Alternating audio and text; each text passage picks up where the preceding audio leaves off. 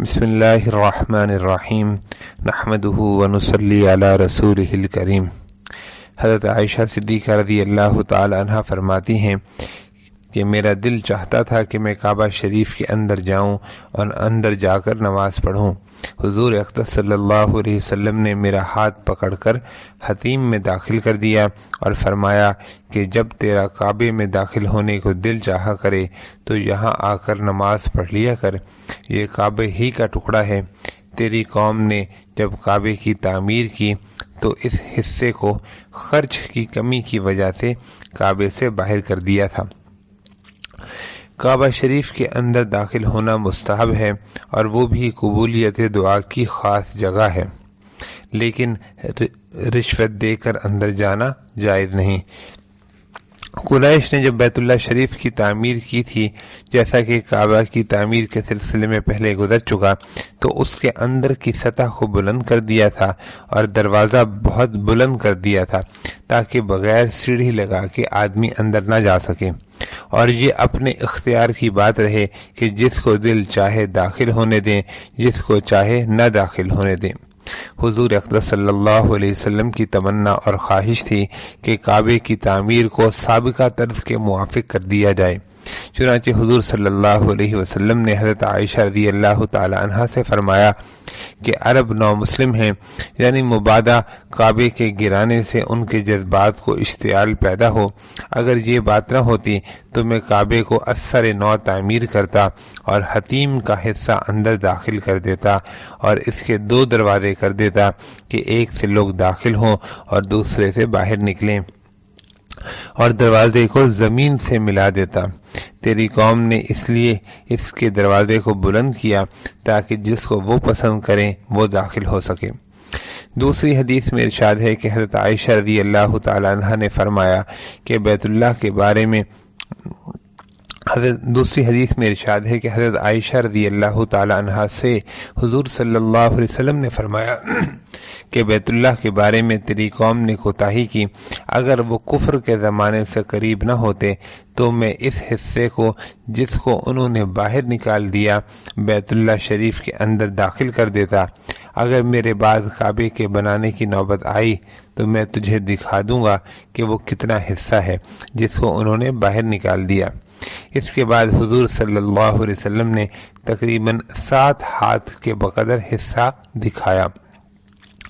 یہ اور اس قسم کی دوسری روایات کی بنا پر حضرت عبداللہ ابن زبیر رضی اللہ تعالی عنہ نے اپنے زمانے میں کعبہ شریف کو بنایا تو حضور صلی اللہ علیہ وسلم کی خواہش کے موافق اس کی تعمیر میں اصلاحات کر دیں اور حتیم کے حصے کو اندر داخل کر دیا، لیکن اس کے بعد عبد الملک کے زمانے میں حجاج نے پھر اس کو ویسے ہی کر دیا جیسا کہ حضور اقدس صلی اللہ علیہ وسلم کے زمانے میں تھا۔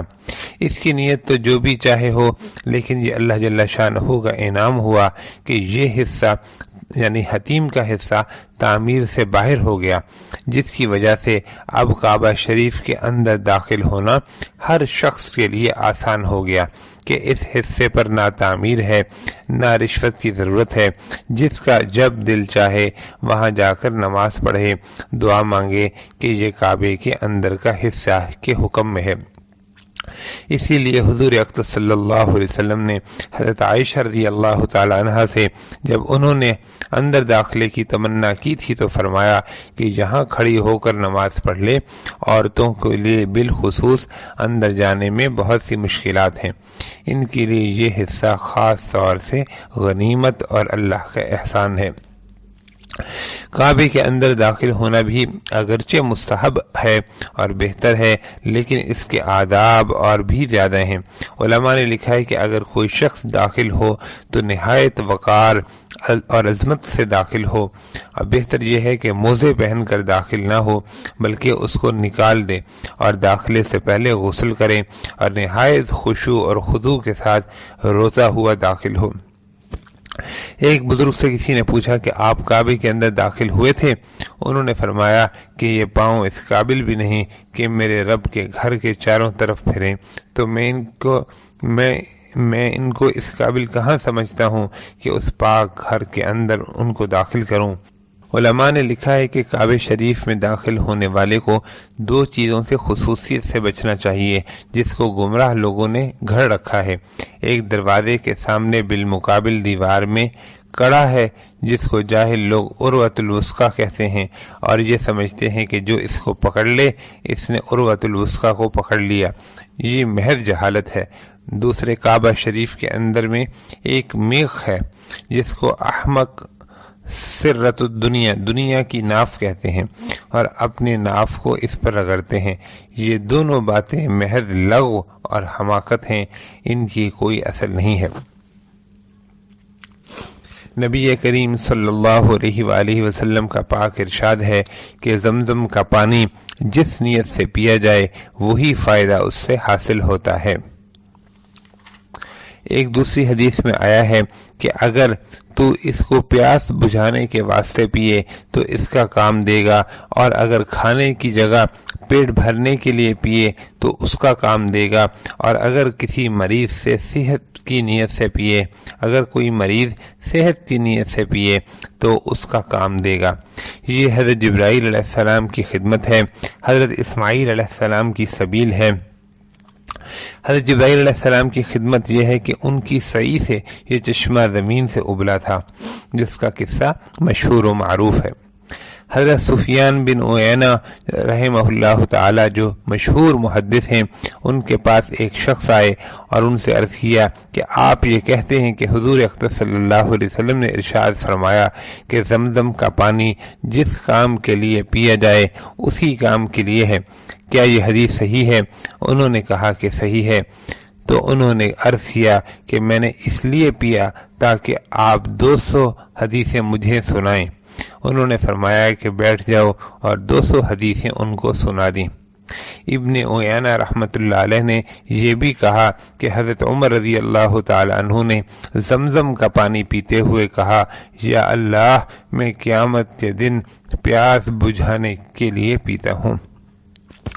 حضور اقدس صلی اللہ علیہ وسلم نے حجۃ الوداع میں زمزم کا پانی خوب پیا اور یہ ارشاد فرمایا کہ میرا دل چاہتا ہے کہ خود ڈول بھر کر پیوں، مگر پھر سب لوگ خود بھرنے لگیں گے، اس لیے نہیں بھرتا۔ بعض روایات میں آیا ہے کہ حضور صلی اللہ علیہ وسلم نے خود بھرا۔ ممکن ہے کہ کسی وقت خود بھرا ہو اور دوسرے وقت مجمع کی وجہ سے یہ عذر فرما دیا ہو۔ ایک حدیث میں آیا ہے کہ حضور اقدس صلی اللہ علیہ وسلم نے حضرت عباس رضی اللہ تعالیٰ عنہ سے زمزم کا پانی طلب کیا۔ انہوں نے عرض کیا کہ اس پانی میں جو کوئی حوض کی قسم سے پانی کے مجتمع ہونے کی جگہ تھی، سب لوگ ہاتھ ڈال دیتے ہیں، گھر میں صاف پانی رکھا ہوا ہے، اس میں سے لاؤں؟ حضور صلی اللہ علیہ وسلم نے فرمایا کہ نہیں، جس میں سے سب پیتے ہیں اسی میں سے پلاؤ۔ انہوں نے پیش کیا، حضور اقدس صلی اللہ علیہ وسلم نے پیا اور آنکھوں پر ڈالا، پھر دوبارہ لے کر پیا اور اپنے اوپر دوبارہ ڈالا۔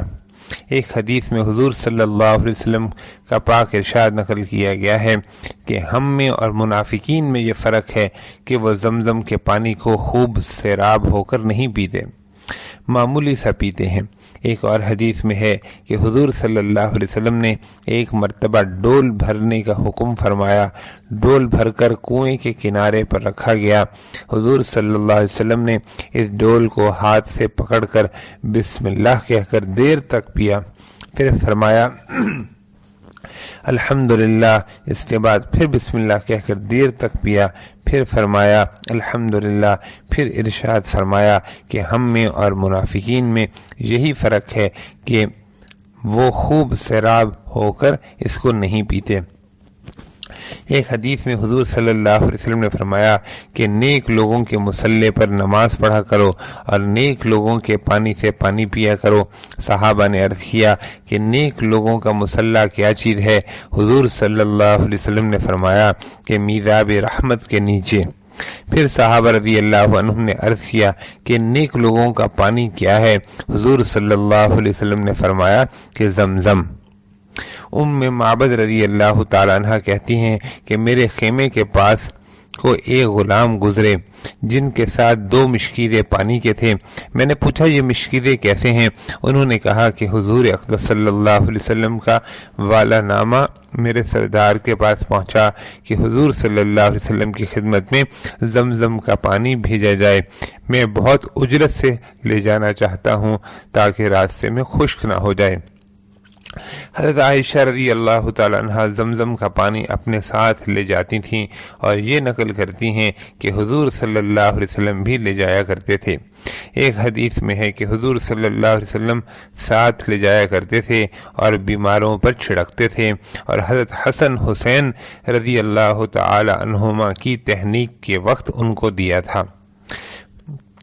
بچے کے پیدا ہونے کے بعد سب سے پہلے اس کے منہ میں کچھ ڈالنے کو تہنیک کہتے ہیں، اور اس سے بڑھ کر کیا فضیلت ہوگی کہ شب معراج میں حضرت جبریل امین علیہ السلام آسمان سے براق لائے اور جنت سے سونے کا تشت لائے، لیکن کلب اطہر کو دھونے کے لیے بجائے جنت کے پانی کے زمزم کا پانی استعمال کیا۔ حالانکہ حضرت جبرائیل علیہ السلام جب بہت سی چیزیں وہاں سے لائے تو جنت کا پانی لانے میں کیا اشکال تھا؟ حضرت ابن عباس رضی اللہ تعالیٰ عنہ فرماتے ہیں کہ حضور اقدس صلی اللہ علیہ وسلم جب زمزم کا پانی پیتے تو یہ دعا پڑھتے: اللہم انی اسألک علما نافعا ورزقا واسعا وشفاء من کل داء، کہ اے اللہ میں تجھ سے ایسا علم مانگتا ہوں جو نفع دینے والا ہو، اور وسیع رزق اور ہر بیماری سے شفا چاہتا ہوں۔